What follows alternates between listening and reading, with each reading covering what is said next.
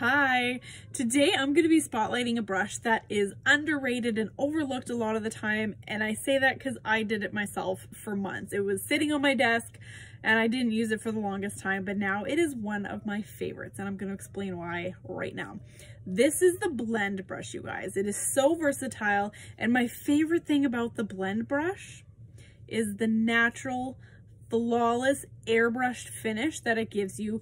Because it is a more flexible brush and smaller, it literally just dusts your makeup on, giving you coverage yet giving you the lightest, most smoothest finish. It's just amazing brush. So I really like the smaller end for my brightener. I was gonna say you can do your whole face of makeup with this brush. It will take you a little bit longer because it is a smaller brush.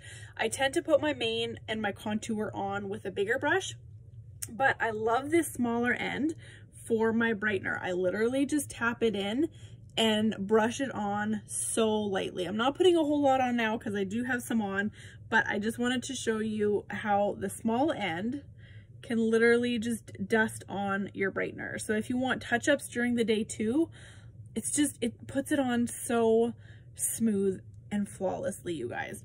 And then this bigger end, I love for my bronzer too. You don't need the big blush and bronzer brush all the time for your bronzer. Just tap it in. You do have to push slightly harder because the bristles are more flexible, but then you can literally just brush on your bronzer like that. I do still tend to use my big blush and bronzer brush for down my neck when using bronzer, but this brush for the face is just perfect for the bronzer, just like that.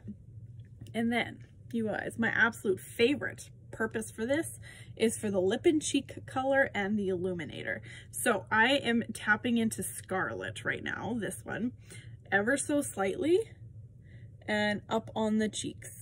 And I love, not only are these colors so pigmented, you guys know that, so you need just the smallest amount to get color on. And if you want it more pigmented, put more on. So no problem.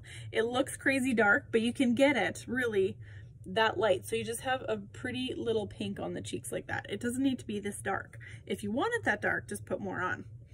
But do you see how it literally makes it look like your cheek is that color? It's not like obviously you're putting on blush in that area. It's just a natural, I should count how many times they say natural, but that is what I love about this brush. Puts it on so even, so smooth that it literally looks like skin, you guys.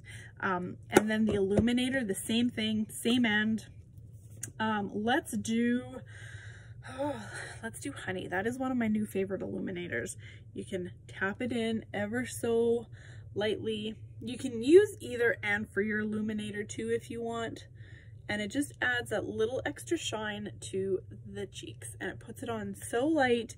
You feel the bristles on your face, but you do not feel the product on you guys. That's how amazing it is. Just like that. This brush is amazing.